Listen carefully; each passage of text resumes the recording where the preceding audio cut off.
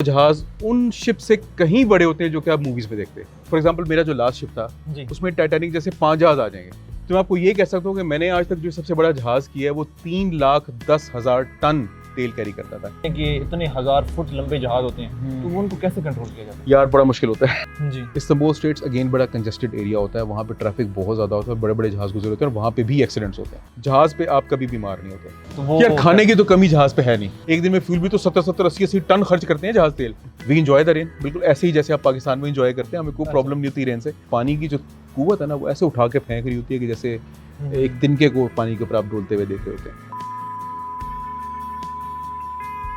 अस्सलाम वालेकुम नाज़रीन, पाकिस्तान स्टोरीज के साथ मैं आपका मेज़बान तलहा अदनान नारू हाजिर है खिदमत। इस उम्मीद के साथ कि आप जहाँ भी होंगे खुश होंगे और अल्लाह की पनाह में होंगे। नाज़रीन मेरे साथ जो शख्सियत मौजूद है इनकी मोटिवेशनल स्टोरी भी है और बड़ी इंटरेस्टिंग स्टोरी भी है। ये जो काम करते हैं आपके इर्द गिर्द जो लोग हैं शायद अपने काम ही सुना हो ऐसा काम करते हुए ये अपनी जो ज़िंदगी है, ज़िंदगी का आधा हिस्सा जो है समंदर के अंदर गुजार चुके हैं। जी हाँ बिल्कुल, ये शिप के कैप्टन है। आपने बड़े बड़े कैप्टन सुने होंगे, एक तो कैप्टन सफदर भी हैं और काफ़ी कैप्टन आपने अपनी ज़िंदगी में देखे होंगे, लेकिन जो जाहिद साहब हैं ये शिप के कैप्टन है। इनकी ज़िंदगी की कुछ ऐसी कहानी है कि ये 2.5 मरले के मकान में रहा करते थे।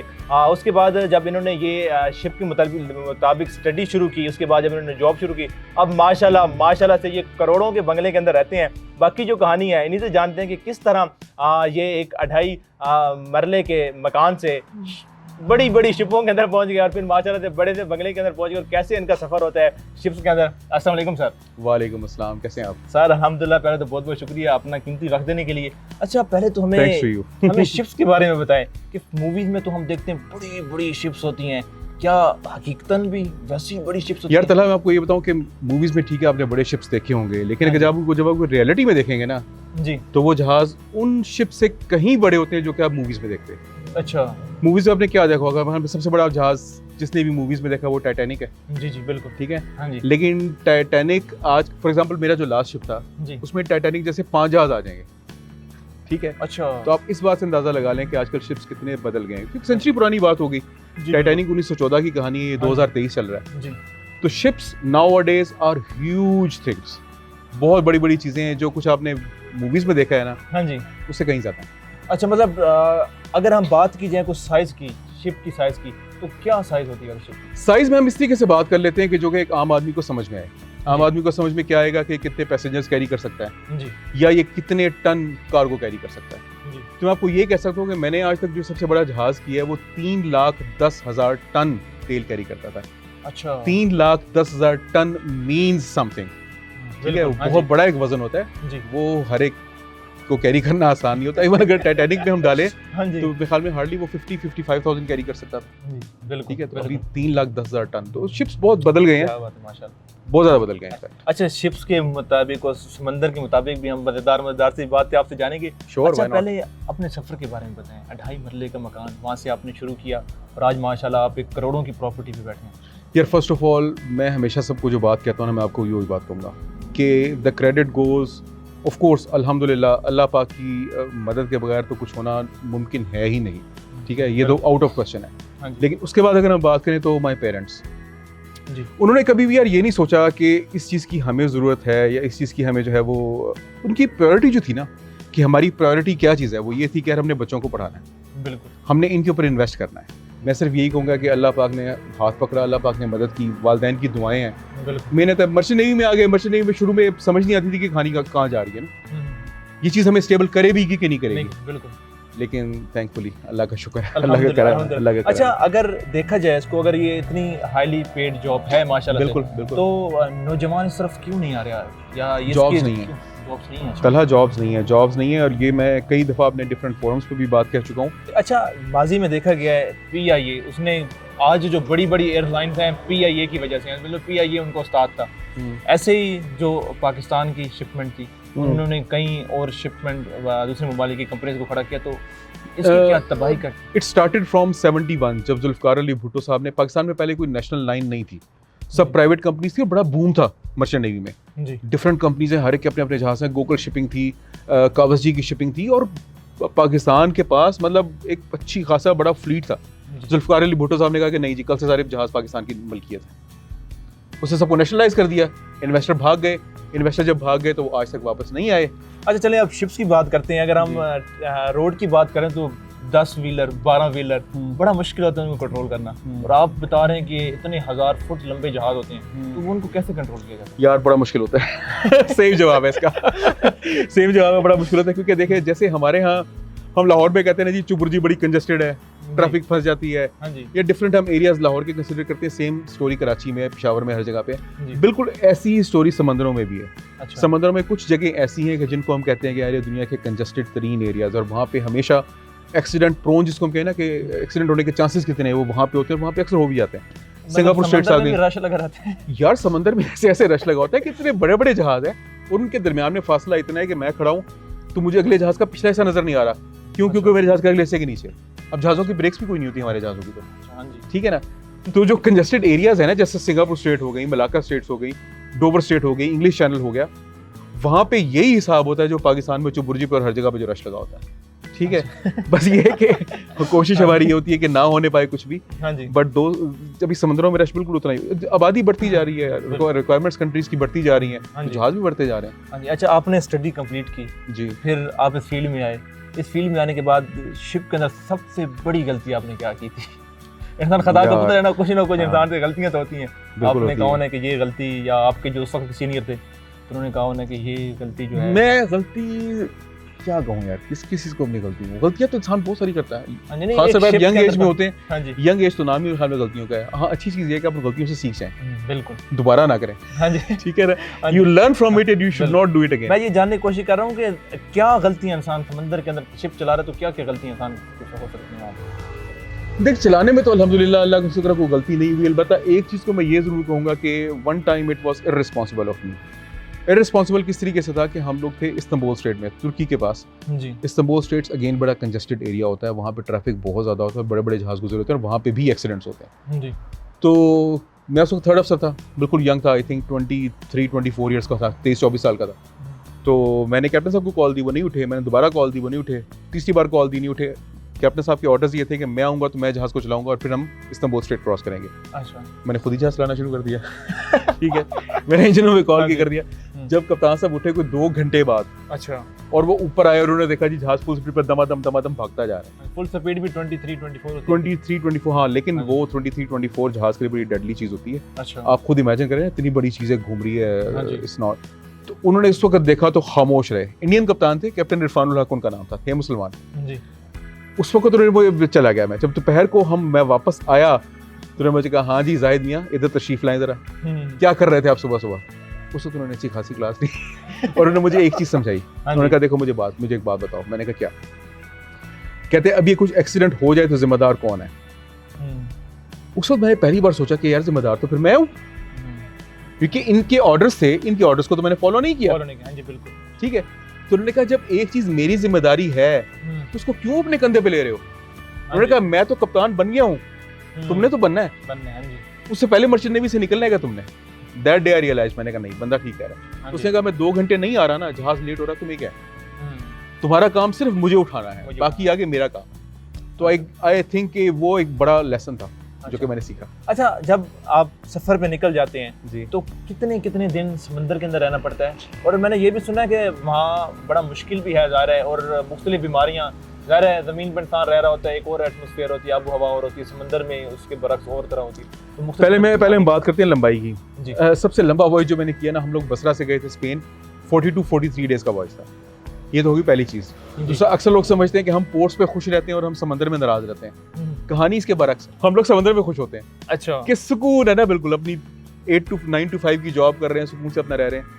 क्योंकि पोर्ट्स पे मैंने आपको बताया ना कि आपने 3-3.5 लाख टन आपने 24 घंटे में लोड करना है, 24 घंटे में डिस्चार्ज करना है। एक मारामारी लगी होती है पोर्ट्स के ऊपर, आपको टाइम नहीं मिल रहा होता पोर्ट्स के ऊपर। तो पहली बात तो है कि हम समंदर में खुश रहते हैं ठीक है, सुकून में रहते हैं। सुकून में रहते हैं। तो हमें जितना लंबा वॉयज मिले ना, हाँ जी, हम उतने खुश होते हैं। चलो भाई अगले 40 दिन अब सुकून है, जी, अब पोर्ट में ही होगा जो कुछ होगा, उससे पहले कुछ नहीं होगा। हाँ जी, तो we are actually more happy when we are at sea. और दूसरी बात आपने क्या पूछी थी, बीमारियों की। बीमारियों की। अच्छा, मैं आपको बड़ी इंटरेस्टिंग एक बात बताऊं, जहाज पे आप कभी बीमार नहीं होते, बुखार, सर दर्द तो कभी भी नहीं होता। अच्छा, जहाज पे जरासीम ही नहीं होते अच्छा, क्या बेगम से दूर होते तो हमारे जहाज पे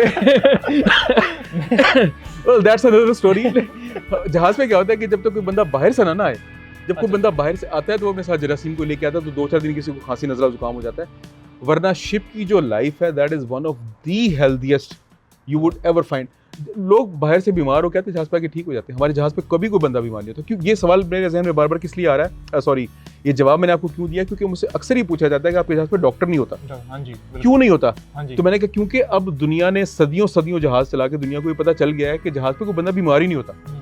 तो जब बीमारी नहीं होता तो डॉक्टर की जरूरत नहीं है। अलबत्ता क्रूज लाइनर्स में होता है, क्योंकि आप हर चंद दिन बाद एक नई पोर्ट के ऊपर जा रहे हैं, नए लोग आ रहे हैं जा रहे हैं, तो लोग अपने साथ भी बीमारियां लेके आते हैं, लेके जाते हैं। बिल्कुल। अच्छा, ऐसा है कि अब डॉक्टर की जैसे बात की तो क्या क्या जहाज के अंदर जा रहा है, काफ़ी दिन भी लग जाते होंगे, महीनों या साल भी लग जाते हैं। बिल्कुल लगता है। तो क्या क्या फैसिलिटीज जहाज के अंदर दी जाती है? फर्ज करें हम जहाज के अंदर जा रहे हैं किसी का शॉर्मे के लिए, पिज्ज़ा खाने के लिए दिल करके, तो वो यार खाने की तो कमी जहाज पे है नहीं।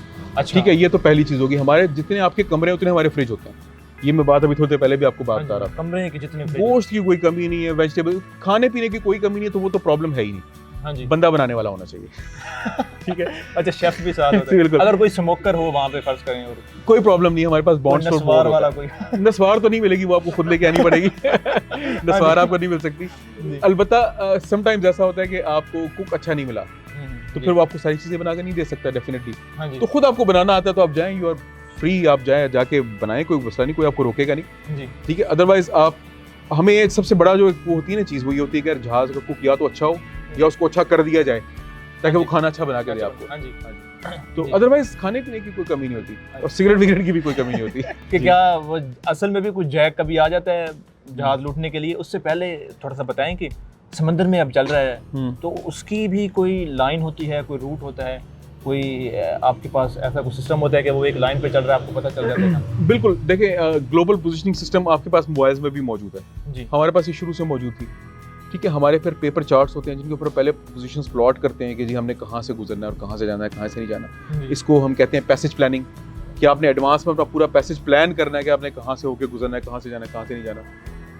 आजकल इलेक्ट्रॉनिक चार्ट्स आ गया तो हमें हर वक्त रियल टाइम पता चल रहा होता है कि जहाज कहाँ से गुजर रहा है। जी, पहले किसी ज़माने में हम एक घंटे बाद पोजीशन जो है वो खुद मैनुअली प्लॉट करते थे जीपीएस से देख के। जी, तो यस डेफिनेटली हमें पहले से एक मुल्क से दूसरे मुल्क जाने के कई दफ़ा ऐसा होता है कि एक रास्ता नहीं होता, कई रास्ते होते हैं। हाँ जी, तो आपने पहले से प्लान करना होता है कि यार वेदर को देख के, समंदर को देख के, सीज़न को देख के, कि किस सीज़न में कहाँ से हम ज़्यादा बेहतर तरीके से और ज़्यादा जल्दी गुजर सकते हैं। अच्छा, ठीक है ना। हाँ जी, फ्यूल कम से कम खर्च करना है ना, क्योंकि जहाज एक दिन में फ्यूल भी तो 70-70, 80-80 टन खर्च करते हैं जहाज तेल। अच्छा, ठीक है। तो एक दिन चलाना जो है वो ओनर को 8-8, 10-10 लाख रुपए का पड़ रहा होता है। हाँ जी, तो उसकी कोशिश ये होती है कि आप छोटे से छोटा रूट लें, अच्छा, तो फिर प्लानिंग करनी पड़ती है। अच्छा, सवाल पे सवाल आए जा रहे हैं। अब आप वेदर पूछ की रहे बात हुई, अब वहाँ पे ज़ाहिर है समंदर का जो मौसम है, वहाँ पर समंदरी तूफान भी आते हैं, वहाँ बिल्कुल पर आते हैं। बारिश वगैरह होती है। अब समंदर में जहाज चल रहा है तो उस टाइम क्या सिचुएशन? और मेरा एक और यहाँ पर बचगाना सवाल है, ज़ाहिर है वो बारिश आती है तो ज़ाहिर है पानी भी भर जाता है शिप के अंदर ऊपर, तो वो किस तरह, फिर उसको किस तरह निकाला जाता है पानी? नहीं, हम नहीं निकालते पानी को, क्योंकि खुद ही निकल जाता है। अच्छा, वो खुद ही- जहाज़ों पे एक चीज़ होती है उसको कहते हैं water tightness, water tight integrity. हाँ जी, हमारी कुछ जगह ऐसी हैं जिनको हमने वाटर टाइट रखना ही रखना है, वो अच्छा। ऑलरेडी वाटर टाइट होती है, उनमें पानी जाने का सवाल ही पैदा नहीं होता। हाँ जी, बाकी डेक के ऊपर जितनी मर्जी बारिश होती रहे, हम तो वहाँ पे रेन पार्टीज भी करते हैं, रेन क्रिकेट भी खेलते हैं जब दिल करे। बड़ा जहाज होता है ना, ग्राउंड हाँ जी। की जगह तो आराम से होती है। हाँ जी, बिल्कुल, तो वी इंजॉय द रेन, बिल्कुल ऐसे ही जैसे आप पाकिस्तान में इंजॉय करते हैं, हमें कोई अच्छा। प्रॉब्लम नहीं होती रेन से। हाँ जी, अब जहाँ तक बात आ गई तूफानों की, तो जी। तूफान ने ना सिर्फ घिरे हैं, ना सिर्फ सामना किया है, बल्कि बड़ी दफ़ा वो इतनी बड़ी चीज़ मैंने आपको बताया कि जहाज़ है, उसको वो पानी की जो कुव्वत है ना, वो ऐसे उठा के फेंक रही होती है कि जैसे एक तिनके को पानी के ऊपर आप डोलते हुए देख रहे होते हैं। अच्छा, लेकिन हाँ, ये कि अभी चीज़ें बहुत इंप्रूव होगी, हमें पहले से पता होता है कि ये तूफान आने वाला है। अच्छा, हम अपने जहाज़ को या तो स्लो कर लेते हैं जी। ताकि ये आगे से गुजर जाए, हाँ जी, फिर हम गुजरें, अच्छा, या हम अपने जहाज़ को तेज़ कर लेते हैं हाँ जी, कि हम पहले गुजर जाएं, ये हमारे पीछे से आगे गुजरे। बाकी स्टॉर्म्स तो आपकी रेगुलर लाइफ का हिस्सा है, अच्छा, आप चाहें या ना चाहें। ठीक है। हाँ आप जी। अगर समंदर में आ गए तो आपने उनको फेस करना ही करना है। अच्छा, दो तरीके हैं, या तो उसको खुशी से फेस कर ले, जी, और जो आपकी बेस्ट जजमेंट है उसको एक्सरसाइज करके हाँ, आयतुल आप कुर्सी ये पढ़ लें। अंदाजा लगा ले। हाँ जी। बिल्कुल पढ़ें जी, ऑफ कोर्स हाँ, पढ़ें, बिल्कुल, लेकिन आप अपनी बेस्ट जजमेंट को एक्सरसाइज करके, ऑफ कोर्स आपने आयतुल कुर्सी तो पढ़नी है, लेकिन साथ आपने जो अल्लाह पाक ने आपको सिखा दिया ना, जो हाँ इल्म जी, दे दिया है, हाँ जी, हाँ, उसको आपने बुरे कार जरूर हाँ, लाना है बिल्कुल, बिल्कुल, और मेक योर एहतियात डिसीजंस। तलाश है, ठीक है। बाकी ऑफ कोर्स